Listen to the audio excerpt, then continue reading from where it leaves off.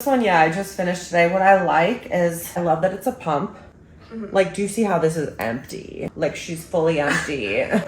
It's an airless pump, so I love that. It's an SPF 50, which is so good. Very watery. Like, I like watery. I love this viscosity. So my issue is, it was actually a little bit too emollient for something called daily water gel. Like, this is not a water gel. What do you mean? So a gel to me would be translucent.